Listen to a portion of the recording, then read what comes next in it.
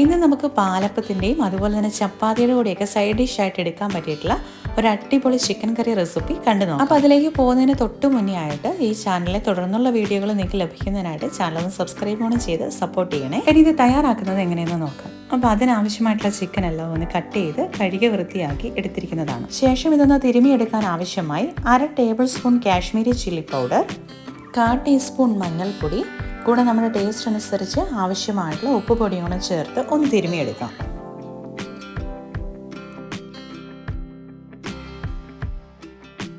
ഇനി ഇതൊരു 20 മിനിറ്റ് എങ്കിലും ഏറ്റവും കുറഞ്ഞതൊന്ന് തിരുമ്മി മാറ്റി വെക്കുക. നമ്മളിപ്പോൾ തയ്യാറാക്കുന്ന ഗ്രേവി ആക്കിയെടുക്കാൻ ഏകദേശം ആ ഒരു സമയമായിട്ട് എടുക്കും. അപ്പോൾ ഈ ഒരു സമയം കൊണ്ട് ചിക്കനിലേക്ക് പൊടികളെല്ലാം നല്ലതുപോലെ ഒന്ന് പിടിച്ചു വരട്ടെ. അപ്പോൾ ഇത് മാറ്റി വയ്ക്കാം.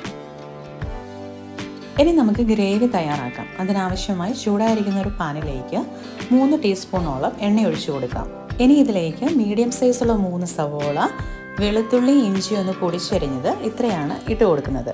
ഇനി ഇതിലേക്ക് എടുക്കുന്ന സവോള ഒരല്പം കട്ടിയിലായാലൊന്നും കുഴപ്പമില്ല കേട്ടോ. നമ്മളിതെല്ലാം ഒന്ന് അരച്ചെടുക്കേണ്ടതാണ്. അപ്പോൾ നീളത്തിൽ തന്നെ അരിഞ്ഞെടുത്താൽ മതി. ഇനി ഇത് ചെറുതീയിൽ തന്നെ വച്ച് ഒന്ന് വഴറ്റിയെടുക്കാം. അതുപോലെ പെട്ടെന്ന് വഴന്നു വരാനായിട്ട് ഇതിലേക്ക് ഒരു 1/2 ടീസ്പൂൺ ഉപ്പ് പൊടിയും കൂടെ ചേർത്ത് കൊടുക്കാം. ഈ ഉള്ളിനെ ചെറുതീയിൽ വെച്ച് വഴറ്റിയെടുക്കാം. ഇനി ഇതിലേക്ക് ആവശ്യമായിട്ടുള്ള പൊടികൾ 1/4 ടീസ്പൂൺ മഞ്ഞൾപ്പൊടി, 1/2 ടീസ്പൂൺ കാശ്മീരി മുളക് പൊടി, 1 ടീസ്പൂണോളം ഗരം മസാല, കൂടെ ചേർക്കുന്നത് പെരിഞ്ചീരകവും ചെറിയ ജീരകവും കുരുമുളകും കൂടെ പൊടിച്ചിരിക്കുന്നതാണ്. ഇതിപ്പോൾ നിങ്ങളുടെ കയ്യിൽ ഇങ്ങനെ തന്നെ പൊടിച്ചൊരു മിക്സ് ഇല്ലെങ്കിൽ നിങ്ങളൊരു 1/4 ടീസ്പൂൺ വീതം എല്ലാത്തുകൂട്ടും ഒന്ന് ഇട്ട് കൊടുത്താൽ മതി. ഇന്നത്തെ ഈ ചിക്കൻ കറി ഒരു നോർത്ത് ഇന്ത്യൻ ടേസ്റ്റിലാട്ടോ നമ്മൾ ചെയ്യുന്നത്. ഇനി ഇതിലേക്ക് ചേർത്ത് കൊടുക്കുന്നത് ഒരു 3/4 ടീസ്പൂൺ മല്ലിപ്പൊടിയും കൂടിയാണ്. ഇനി ഈ പൊടികളുടെ പച്ചമണം എല്ലാം ഒന്ന് പോകുന്നവരെ നല്ലതുപോലെ ഒന്ന് വഴറ്റി യോജിപ്പിച്ചെടുക്കാം. ശേഷം ഇതിലേക്ക് ഒരു ചെറിയ തക്കാളിയും കൂടെ കട്ട് ചെയ്ത് ചേർത്ത് കൊടുക്കാം. ഇനി ചെറുതീയിൽ തന്നെ വെച്ച് ഈ തക്കാളിയും കൂടെ ഉള്ളിലേക്ക് വഴന്ന് ചേരുന്നത് വരെ ഒന്ന് വേവിച്ചെടുക്കാം. ഇപ്പം തക്കാളി ഉള്ളിയൊക്കെ നന്നായിട്ട് വഴന്നു വന്നിട്ടുണ്ട്. ഇനി ഫ്ലെയിം ഓഫ് ചെയ്ത് മാറ്റി വയ്ക്കാം. ഇനി ഈ ഒരു ഗ്രേവി നമ്മൾ മറ്റൊരു പ്ലേറ്റിലേക്ക് മാറ്റുവാണ്. അപ്പോൾ നമുക്ക് പെട്ടെന്ന് തണുത്ത് കിട്ടാനാട്ടോ അങ്ങനെ ചെയ്യുന്നത്. ശേഷം അതിനെ നമുക്കൊന്ന് അരച്ചെടുക്കാം.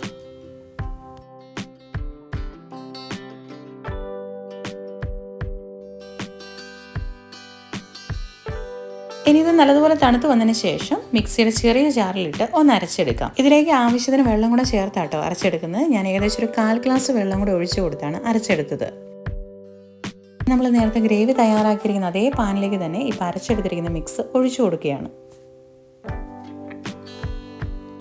ഈ ഒരു ഗ്രേവി ഭയങ്കര കട്ടിയിലാട്ടോ ഇരിക്കുന്നത്. അപ്പോൾ ഇതിലേക്ക് ഒരു 1/2 ഗ്ലാസ് വെള്ളം കൂടെ ചേർത്ത് കൊടുത്ത് വേവിക്കാനായിട്ട് വയ്ക്കാം.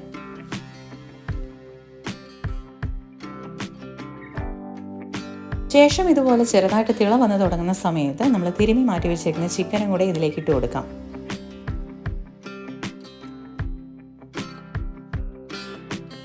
ചിക്കനെല്ലാം ചേർത്ത് കൊടുത്ത് ഒന്ന് ഇളക്കിയിട്ടതിന് ശേഷം ചെറുതീയിൽ തന്നെ നമുക്കിതിനെ മൂടി വെച്ചും കൂടെ വേവിച്ചെടുക്കാം. ഇനി ഇതൊന്ന് ഇടയ്ക്കിടയ്ക്ക് ഒന്ന് ഇളക്കിയിട്ട് കൊടുത്താൽ മതി. അടി പിടിക്കുന്നുണ്ടോ എന്ന് കൂടി ശ്രദ്ധിക്കുക. കൂടെ തന്നെ ഇതിൻ്റെ ഉപ്പിൻ്റെ പരുവം കൂടി ഒന്ന് നോക്കുക. ഉപ്പ് ആവശ്യമെങ്കിൽ വീണ്ടും ചേർത്ത് കൊടുക്കാം. അപ്പം നമ്മുടെ ചിക്കൻ കറിയിലെ എണ്ണയൊക്കെ തെളിഞ്ഞ് തുടങ്ങിയിട്ടുണ്ട്. ചിക്കനൊക്കെ നന്നായിട്ട് വെന്തു. ഇനി ഇതിലേക്ക് തേങ്ങാപ്പാലാണ് ചേർത്ത് കൊടുക്കുന്നത്.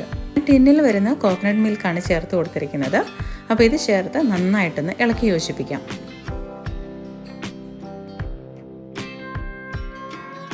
ഇപ്പം നമ്മൾ ചേർത്ത് കൊടുത്തിരിക്കുന്ന തേങ്ങാപ്പാലിൽ ചെറു തിള വന്ന് തുടങ്ങി. ഇനി ഇതിന് മുകളിലേക്ക് 1 ടീസ്പൂണോളം കസ്തൂരി മേത്തിയും കൂടിയാണ് ഇട്ട് കൊടുക്കുന്നത്. അപ്പോൾ ഇതും കൂടി ആകുമ്പോഴത്തേക്കും ഈ ചിക്കൻ കറിക്ക് അപാര മണമാട്ടോ. അപ്പോൾ ഇനി ചിക്കൻ കറിയുടെ ഫ്ലെയിം ഓഫ് ചെയ്ത് ചിക്കൻ കറീനെ ഒരു സെർവിങ് ഡിഷിലേക്ക് നമുക്ക് മാറ്റാം. അപ്പോൾ ഇന്നത്തെ ഒരു റെസിപ്പി നിങ്ങൾ എല്ലാവരും ഒന്ന് ട്രൈ ചെയ്ത് നോക്കുക. പ്രത്യേകിച്ച് നമ്മൾ ആദ്യമായിട്ടൊക്കെ ചിക്കൻ കറി ചെയ്യുന്നവർക്കും ബാച്ചലേഴ്സ് ആയിട്ടുള്ളവർക്കൊക്കെ വളരെ എളുപ്പത്തിൽ ചെയ്തെടുക്കാൻ പറ്റിയിട്ടുള്ള ഒരു അടിപൊളി ചിക്കൻ കറിയാണ്. പിന്നെ ഇതിൻ്റെ ടേസ്റ്റ് അടിപൊളിയാട്ടോ, ഒന്നും പറയാനില്ല. അപ്പോൾ എല്ലാവരും ട്രൈ ചെയ്ത് നോക്കിയിട്ട് നിങ്ങളുടെ അഭിപ്രായങ്ങൾ അറിയിക്കുക. കൂടെ വീഡിയോയ്ക്ക് ലൈക്ക് ചെയ്യാനും കൂടി മറക്കരുതേ. അപ്പോൾ എല്ലാവരോടും ബൈ.